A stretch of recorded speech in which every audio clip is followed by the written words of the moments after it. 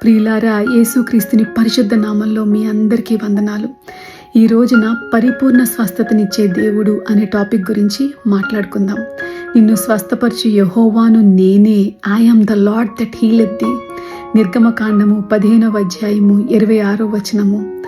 అదే 3 యోహాను 1వ అధ్యాయము 2వ వచనం ఏమంటుందంటే, ప్రియుడా, నీ ఆత్మ వర్ధిల్లు ప్రకారము నీవు అన్ని విషయముల్లోనూ వర్ధిల్లుచు సౌఖ్యముగా ఉండవలనని నేను ప్రార్థించుచున్నాను.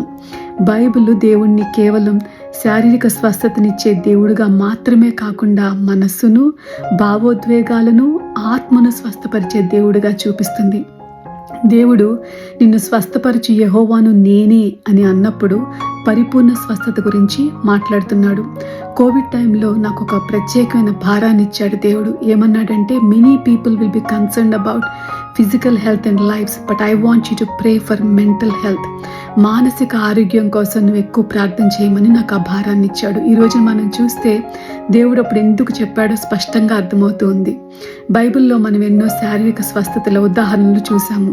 యేసయ్య ఎంతో మంది రోగుల్ని స్వస్థపరిచాడు, అందులకు చూపించాడు, మృతులను లేపాడు, కుష్ఠరోగులను శుద్ధపరిచాడు. ఈ రోజుకి ఇంకా స్వస్థతలు చేస్తూనే ఉన్నాడు. నా జీవితంలోనే ఎన్నో స్వస్థత సాక్ష్యాలు ఉన్నాయి. అలాగే మానసిక స్వస్థతకి ఉదాహరణ చెప్పుకోవాలంటే 1 సమూయేలు 1వ అధ్యాయము మనం హన్నాను చూస్తాం. పిల్లలు లేని బాధ అండ్ సవతిపోరు. Peninnah was constantly pestering her and అంతర్గతంగా వేదన.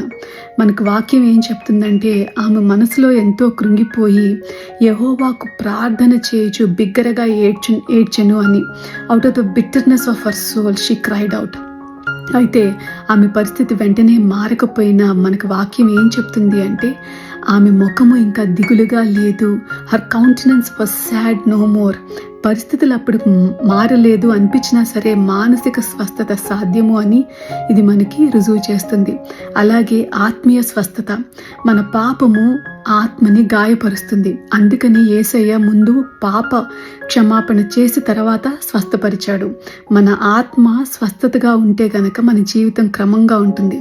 హల్లెలూయా. అందుకే యోహాన్ అన్నాడు, నీ ఆత్మ వర్ధిల్లుచున్న ప్రకారము అని అన్నాడు.